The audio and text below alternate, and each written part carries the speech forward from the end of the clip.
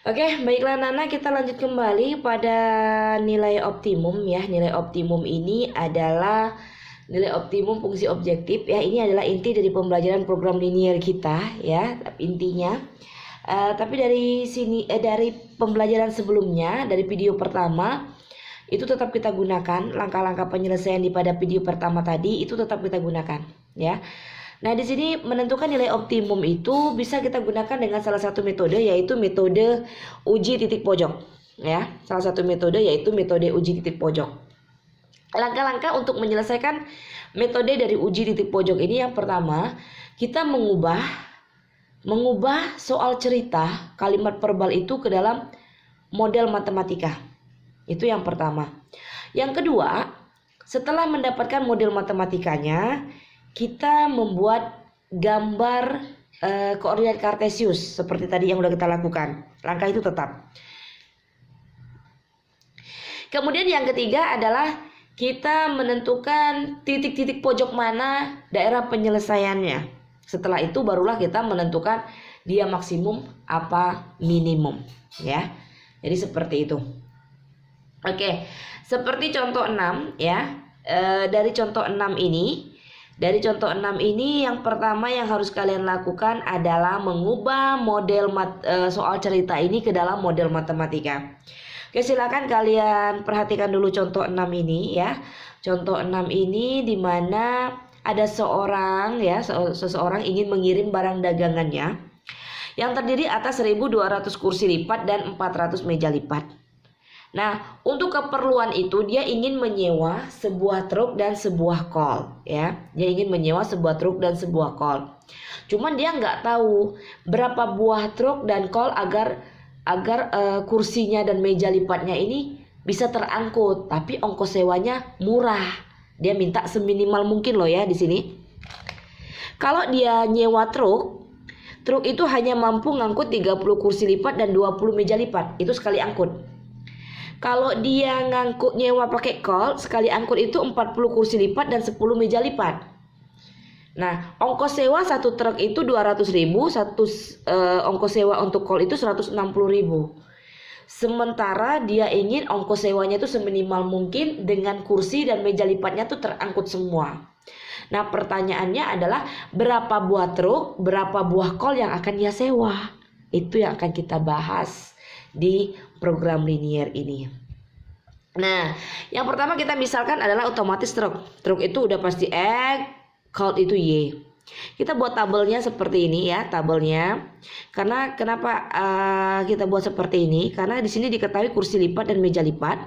Kemudian ada ongkos sewa, ya. Nah, di sini ada truk. Truk itu tadi udah kita misalkan bahwa truk itu X, kol itu Y.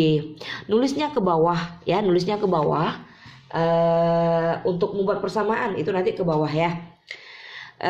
Di sini kita tahu bahwa truk dapat mengangkut 30 kursi dan 20 meja lipat. 30 kursi dan meja lipat. Sedangkan kol dapat mengangkut 40 kursi dan 10 meja lipat. Ongkos sewa untuk truk 200.000, untuk kol itu 160.000. 1.200 sama 400 ini dari mana? Dari barang yang ia sediakan. Oke. Nah, dari kursi lipat tersedia adalah 1.200, meja lipat 400. Bagaimana cara kita membuat model pertidaksamaan linearnya? Caranya adalah menulisnya ke bawah, ya, menulisnya dari atas ke bawah. 30x tambah 40y sama dengan 1.200 ya. Nah, bagaimana kita menentukan dia lebih dari apa kurang dari? Nah, kita lihat di sini. Dia bisa menyewa sebanyak mungkin ya. Jadi artinya kita enggak tahu dia nyewa ini berapa buah. Jadi bisa lebih dari. Nah, makanya kita katakan lebih dari ya.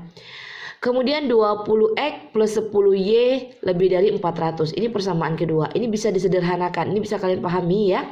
Bisa disederhanakan. Nah, di sini ada pembatas. Pembatasnya adalah x lebih dari sama dengan 0 dan y lebih dari sama dengan 0. Karena kalau soal cerita berbentuk matematika dalam program linear pasti ada batasannya. Jadi nggak mungkin tidak ada batasannya. Oke, kita lanjut nih. Nah, langkah selanjutnya adalah membuat tabelnya. Tabelnya sama seperti tadi ya, seperti contoh-contoh pertama tadi. Ini adalah persamaannya udah kita dapat tadi. Persamaan pertama 3x plus 4y sama dengan 120. Kalau x-nya 0, ya berarti kan yang tinggal 4y sama dengan 120 tuh. Y sama dengan 120 bagi 4 dapat 30. Nah, untuk menentukan isi-isian ini, tadi kan udah kita jelaskan semua di awal ya. Sehingga kita bisa membuat garis koordinatnya. Nah, ini juga udah kita jelaskan tadi di awal, kalian bisa menentukan. Nah, karena dia berbentuk lebih dari sama dengan ya, pertidaksamaannya lebih dari sama dengan sehingga arsirannya ke kanan, makanya dia naik ke atas nih arsirannya ya, karena melihat dari lebih dari sama dengan. Nah, nanti kalian arsirnya pakai dua buah pulpen ya, pulpen biru atau pulpen biru dan hitam, atau biru merah atau hitam merah, ya terserah. Yang jelas dua buah pulpen, sehingga irisannya itu yang dua buah warna ya, dua warna itu adalah himpunan penyelesaiannya.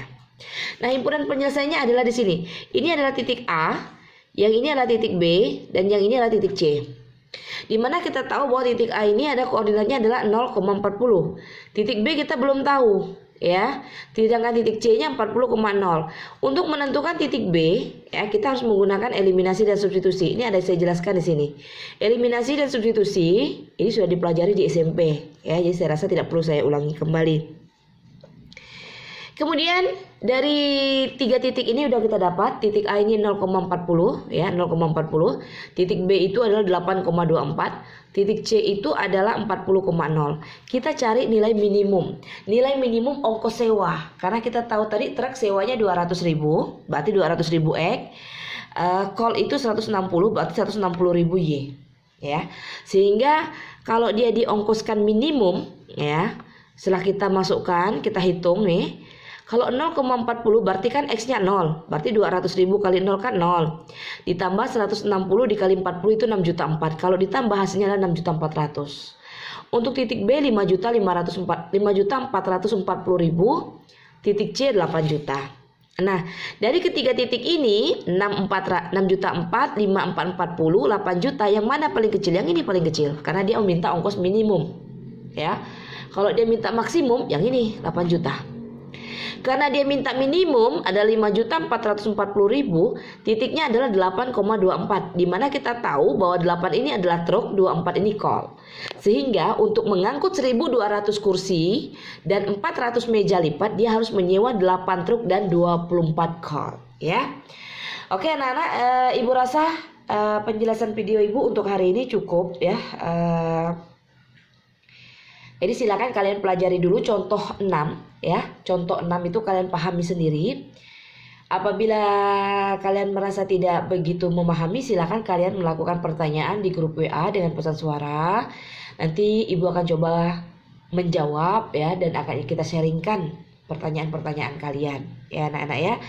Nah, di akhir pembelajaran seperti biasa, ibu akan memberikan latihan. Jadi sebelum ibu memberikan latihan, ibu harap kalian pahami dulu materi ini gitu loh. Jadi pada saat nanti latihan, kalian tidak kebingungan dalam menjawab, sehingga nilai-nilai latihan kalian juga bisa mendongkrak nilai nanti untuk di raport kalian ya anak-anak ya. Oke, itu saja ibu rasa hari ini pertemuan kita. Nanti apabila selesai daripada beberapa pertanyaan, kita akan melakukan latihan online. Oke, ibu akhiri. Assalamualaikum warahmatullahi wabarakatuh.